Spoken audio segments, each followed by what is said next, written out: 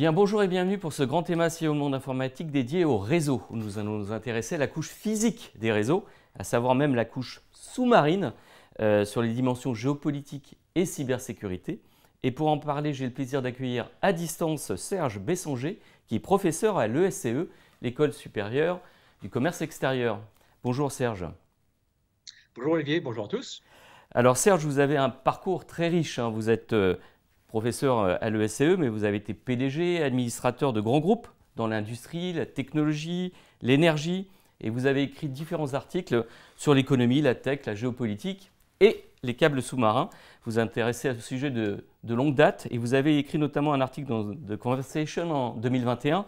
Sans les câbles sous-marins, plus d'Internet, l'Europe est-elle prête? Alors Serge, la première question que j'ai envie de vous poser, est-ce que l'Europe est prête? Alors Olivier, pour moi, l'Europe n'est pas prête. La réponse est négative parce que d'abord, il y a une dépendance technologique et stratégique. On dépend d'infrastructures qui appartiennent à des acteurs non européens, à la fois pour l'installation, la maintenance, l'exploitation des câbles. Et la majorité des câbles est contrôlée par des consortiums qui incluent des entreprises asiatiques, américaines et autres, ce qui place l'Europe en position de faiblesse stratégique. Alors, juste pour avoir une idée, qu'est-ce qui passe, quel trafic Internet passe par les câbles sous-marins? Qu'est-ce que ça représente en fait sur le trafic Internet? Aujourd'hui, on est à peu près à 99,1% du trafic international. Donc, c'est-à-dire que c'est l'essentiel du trafic pour diverses raisons. D'abord parce que les satellites n'ont pas la bande passante nécessaire. On n'a pas non plus la technologie en satellite suffisante pour faire passer beaucoup de communications par l'espace. Donc, ça passe essentiellement par les câbles sous-marins. D'où on voit bien la sensibilité, le côté critique un peu de ces câbles sous-marins. Si on parle un peu des nœuds de transit en France, à un moment donné, ces câbles, ils arrivent sur Terre. Où sont les nœuds de transit en France? Ces câbles aboutissent où? Alors, ils aboutissent essentiellement à trois endroits. Alors, il faut distinguer entre ce qu'on appelle IXP. IXP, c'est Internet Exchange Points, Oui. qui sont des nœuds de transit à terre. Hein. Et puis, vous avez les points d'atterrissage, qu'on appelle les landing points. Alors, où sont les Et dans landing les nœuds de points alors? transit, voilà, si la question est sur les landing points, là, on est carrément sur les côtes, parce que sur les IXP, on est à terre. Sur les IXP, on est à Paris, on est à Lyon, on est à Marseille. Mais sur les landing points, on est essentiellement, alors d'abord à Marseille, tous les câbles vers l'Asie. Mhm. Ensuite, on est en Bretagne. Il y a un cluster de Brest, Penmarc'h, Lannion, pour les gens qui connaissent cette très belle région. Rien que sur Brest, Penmarc'h, Lannion, nous avons 8 câbles d'importance essentielle pour la France, dont 7 intercontinentaux avec les États-Unis. C'est absolument crucial. Et les attaques de nos câbles se font essentiellement au large de Brest. L'autre point de ce qu'on appelle le landing point, c'est la Seine-sur-Mer. Vous avez 2 gros câbles qui partent vers l'Afrique. Là aussi, c'est important, bien sûr. Et enfin, depuis très peu de temps, nous avons le Cap Ferret, qui est devenu un petit nid d'espions à son tour, qui est un endroit où vous allez avoir des câbles transatlantiques qui arrivent maintenant, de gros câbles transatlantiques. Et un peu plus au sud, vous avez Mimizan, dans les Landes, où arrive le Flag Atlantic One. Et puis vous avez aussi Saint-Hilaire-de-Riez, je crois, qui est à côté de La Rochelle, oui, pour la France, vers l'Irlande et vers l'Espagne. Alors qu'en étant en vacances sur les côtes, on n'a pas vraiment conscience en fait de ces nids d'espions, de ce haut lieu d'espionnage en France. Avant de même parler des câbles, est-ce que ces lieux sont suffisamment protégés? Est-ce que, enfin, ce sont des landing points sensibles? Est-ce qu'ils sont protégés? Enfin, vous allez me Alors, dire oui, mais suffisamment.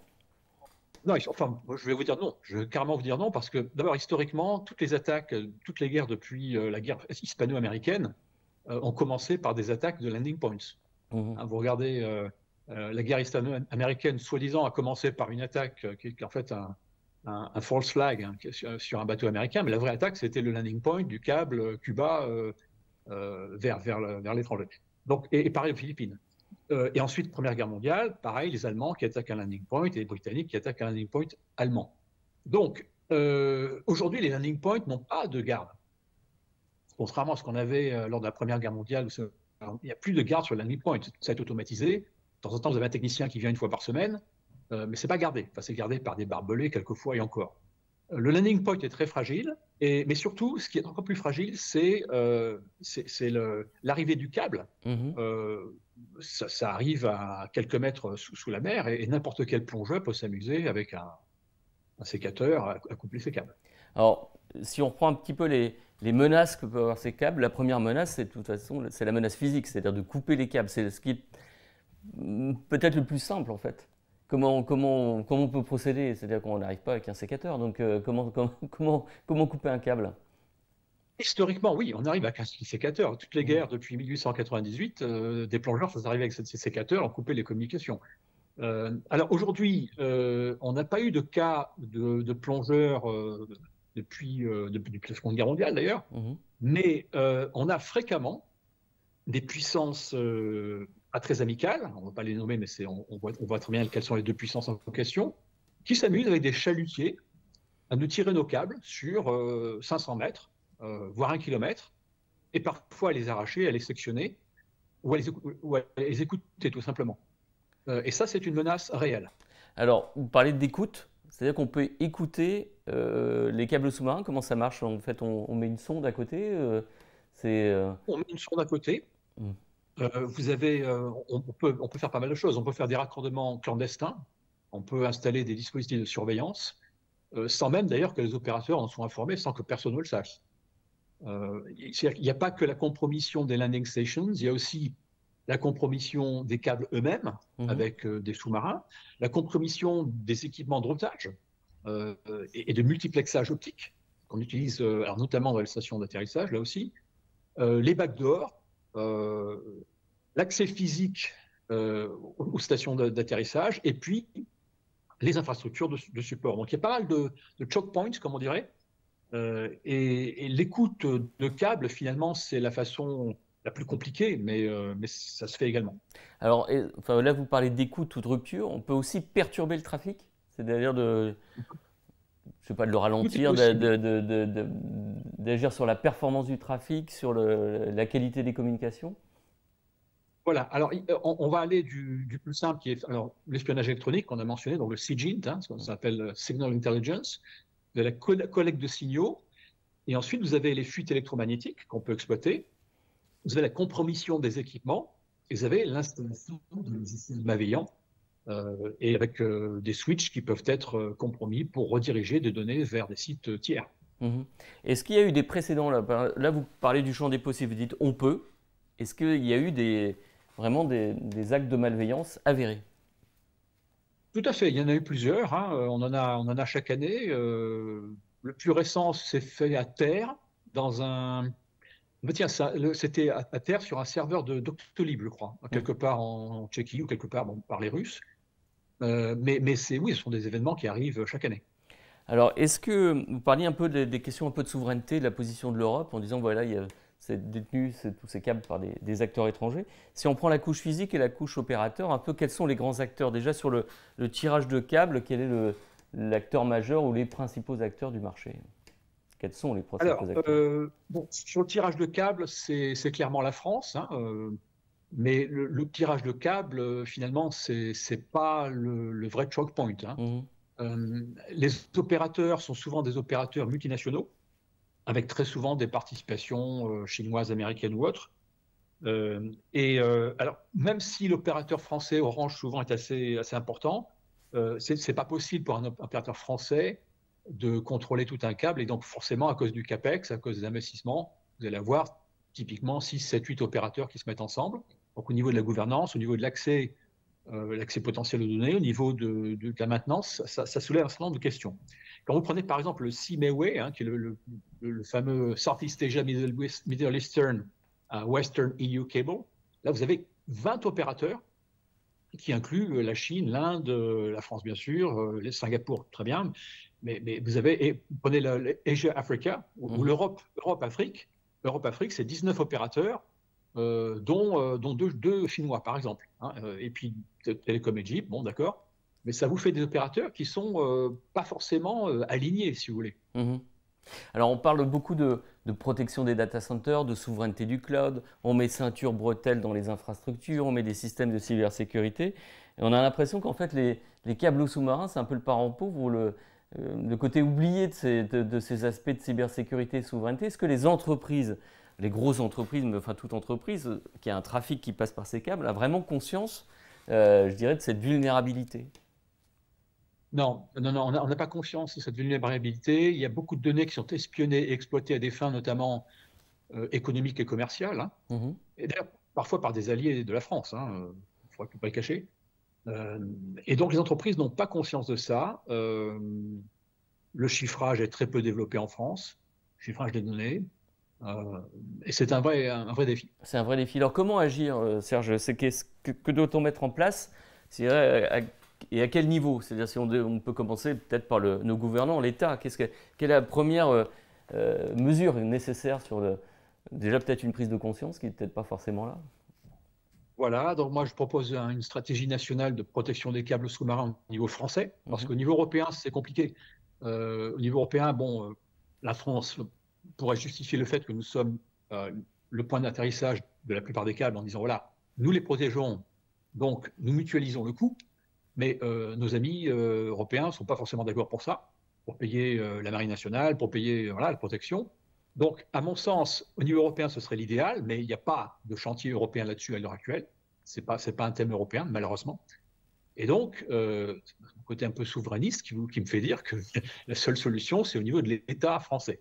C'est une solution nationale de protection des câbles. Mais ça passe par quoi? C'est des patrouilleurs, c'est plus de personnes à terre et sur mer, en fait, Exactement, plus de patrouilleurs, un meilleur budget pour la marine nationale, qui en a bien besoin. Mais surtout pas ralentir la LMP. Hein. Il est question actuellement, à cause des difficultés fiscales, de ralentir la LMP, éventuellement repousser des livraisons. Non, ce n'est pas possible à l'heure actuelle. Hein. Au contraire, il faut doubler les moyens.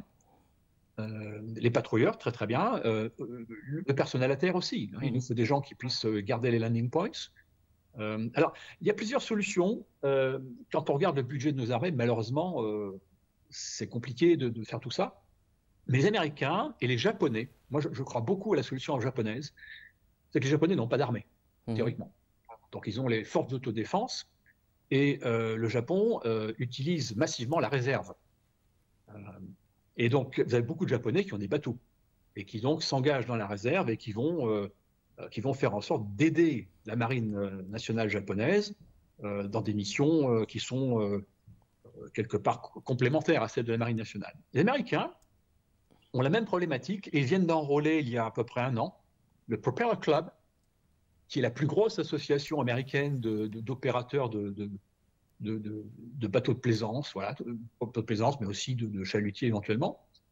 Et alors à ma connaissance, le Propeller Club a reçu 6 millions de dollars de l'US Navy pour des missions de surveillance des câbles. Donc on est en train de réfléchir à ça au niveau français également, la subsidiarité, la réserve.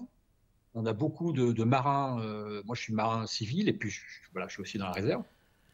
On pourrait faire ça, soit sur le modèle américain, soit sur le modèle japonais qui lui est carrément gratuit. C'est-à-dire que ce sont tous des volontaires et qui ne sont pas payés du tout pour leur mission. Ouais. Vous avez aussi le modèle chinois. Alors, le modèle chinois, là vous avez carrément 6 millions de petits hommes bleus. Oui, mais tout le monde est responsable. Tous les Chinois sont militaires. Et tous les opérateurs de chalutiers chinois vont obtenir du diesel gratuit. Lorsqu'ils disent à la marine nationale chinoise, voilà, on va faire une mission aux Philippines, par exemple. D'accord. Ils vont en profiter pour faire quelque chose d'un peu mix. Ils vont faire des missions câbles et puis au passage, ils vont pêcher des crevettes. Oui, on pourrait avoir des modèles similaires en France avec des marins vigilants, je dirais, ou Voilà. Alors, le modèle chinois, moi, je n'y crois pas trop parce que il y a énormément de corruption et cette question de à quoi sert le diesel finalement, on s'aperçoit qu'il y a beaucoup de diesel chinois qui, soi-disant, pour des missions d'intérêt national, qui finissent dans des missions de pêche classiques. Donc, beaucoup de corruption, beaucoup de détournement. Donc, c'est peut-être pas la solution. La solution japonaise est très intéressante. Bon, après, ce sont des Japonais, donc ce sont des gens qui sont plutôt droits dans leur déclaration. La solution américaine est bien aussi, mais bon, finalement, pas si coûteuse que ça non plus.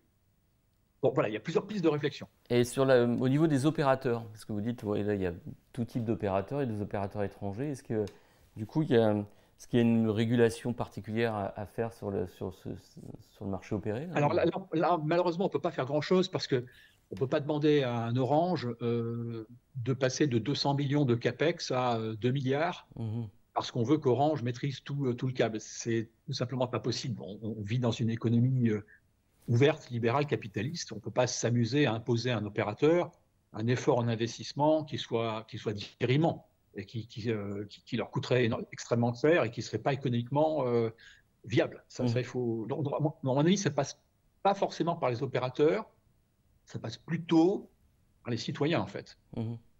Et au niveau des entreprises, vous parliez de chiffrement tout à l'heure, est-ce qu'en effet, il faut éviter d'avoir enfin, des systèmes de communication qui soient écoutables, c'est-à-dire de peut-être dissocier, de faire en sorte que si jamais on écoute une partie, ça ne veut rien dire, et d'éclater un peu Exactement, l'information. vous serez sidéré. Bon, moi j'ai une famille de militaires, je suis moi-même réserviste, je suis sidéré de voir en entreprise le nombre de secrets qu'on s'échange sans aucun chiffrage. Mhm.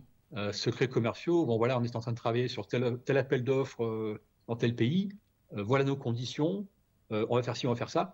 Et aucun de ces messages n'est chiffré, mais quand on vient du monde civilo-militaire, on se dit, mais quelle inconscience. Quelle inconscience.